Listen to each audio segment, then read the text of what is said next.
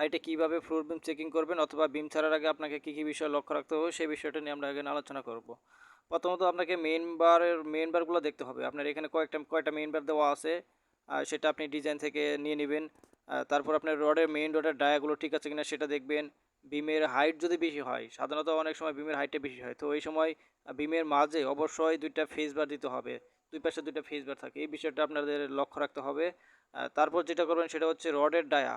আপনাকে অবশ্যই রডের ডায়াটা চেক করতে হবে। অনেক সময় দেখা গেছে মিস্ত্রিরা ফোরম্যানরা কাজের সময় তাদের খেয়াল থাকে না, ভুল করে ফেলে 16 মিলির জায়গায় 20 মিলি দিয়ে ফেলে অথবা 20 মিলির জায়গায় 16 মিলি দিয়ে ফেলে। এই বিষয়টা খুবই গুরুত্বপূর্ণ।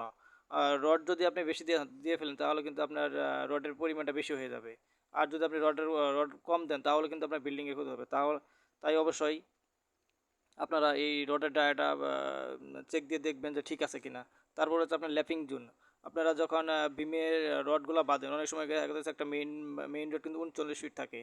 তখন রডটা যদি শেষ হয়ে যায় তখন কিন্তু আরেকটা রড জয়েন দেওয়ার প্রয়োজন হয়। তখন ল্যাপিং জোনটা টপে সাধারণত ল্যাপিং থাকবে মিডিল অর্থাৎ মধ্যভাগে থাকবে। আর বটমে যখন ল্যাপিং দিবেন তখন বটমের ল্যাপিংটা থাকবে কলামের পাশে, অর্থাৎ কলাম থেকে 2 ইঞ্চ দূরত্বে আপনার ল্যাপিংটা বসবে। এরপর আপনাকে এক্সট্রা টপ এবং এক্সট্রা বটম রডগুলো অবশ্যই চেক করতে হবে। এক্সট্রা টপ এবং এক্সট্রা বটম এই রডগুলো কিন্তু খুবই গুরুত্বপূর্ণ।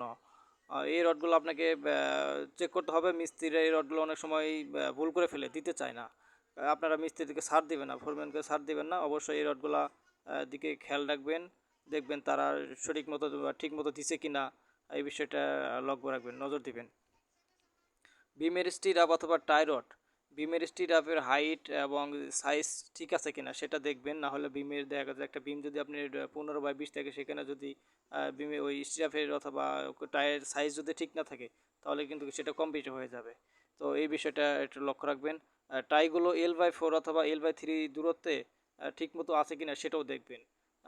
ধরেন যদি একটা বিমের টাই রড অথবা স্টিরাপ রড যদি 4 ইঞ্চি অথবা 6 ইঞ্চি পরপর দেওয়া থাকে, সেটা দেখবেন, ট্যাপ দিয়ে মেজারমেন্ট করে দেখবেন যে এটা ঠিক আছে কিনা। তাহলেই বুঝতে পারবেন যে এটা ঠিক আছে। অবশ্যই এটা কিন্তু চেক করতেই হবে, অবশ্যই চেক করতে হবে, ফোরম্যানদের ছাড় দেওয়া যাবে না। তারপর আরেকটা বিষয় হচ্ছে আপনাদের ক্লিয়ার কভার। বিমের কিন্তু ক্লিয়ার কভার অবশ্যই জরুরি। ক্লিয়ার কভারটা চেক দিবেন এবং বিমের নিচে অর্থাৎ আপনার ওই যে স্টিরাপ অথবা টাই যে রডটা আছে, তো সেটা নিচে বিম ছাড়ার আগে অবশ্যই আপনাকে ব্লক বাঁধতে হবে নিচে কভারিংয়ের জন্য। 1.5 ইঞ্চি ব্লক অবশ্যই বাঁধতে হবে। দুই পাশে দুইটা করে ব্লক বাঁধা খুবই জরুরি।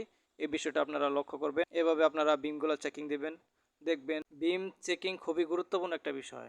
বিম চেকিং যদি আপনি ঠিকমতো না করেন তাহলে কিন্তু সব কাজই কিন্তু উল্টাপাল্টা হয়ে যাবে। অনেক সময় মিস্ত্রিরা ভুলভাল কাজ করে ফেলে। এই বিষয়টা খুবই গুরুত্বপূর্ণ একটা বিষয়। ছাদ ঢালাই দেওয়ার আগে বিম চেকিং খুবই গুরুত্বপূর্ণ বিষয়। কারণ ছাদের সমস্ত লোড বহন করবে বিম সে লোডটাকে ট্রান্সফার করে দেবে কলামে। এভাবে কিন্তু লোড ট্রান্সফার হয়। তো আপনারা কখনোই ভুল করবেন না। যদি ডিজাইন বুঝতে সমস্যা হয়, আপনার ঊর্ধ্বতন কর্মকর্তা যে আপনাদের যে বস আছে তার সাথে যোগাযোগ করবেন। এইভাবে কাজ করবেন, দেখবেন যে কাজে কোনো সমস্যা হবে না। আরেকটা গুরুত্বপূর্ণ বিষয় হচ্ছে কলামের ল্যাপিং। দেখেন এখানে কিন্তু কলামের ল্যাপিং কাজ করতে গেলে অনেক সময় ভুল হয়ে যায়, কিন্তু লক্ষ্য রাখতে হবে কলামের ল্যাপিংটা যাতে একটা ফ্লোরের মধ্যভাগে থাকে। আপনারা চেষ্টা করবেন কলামের ল্যাপিংটা ওই মাঝে রাখার জন্য, তাহলে আপনার কলামের স্ট্রেংথ এদিকে কলামের পজিশনটা ঠিক থাকবে। কলামের ওই স্ট্রেংথ যে শক্তি পাওয়ার কথা সে পুরো লোডটা সে নিতে পারবে ওইভাবে। তো আপনারা এই বিষয়টা লক্ষ্য রাখবেন। আশা করি যদি আমার ভিডিওটা ভালো লাগে আমাদের সাথে থাকবেন। ধন্যবাদ। আসসালামু আলাইকুম।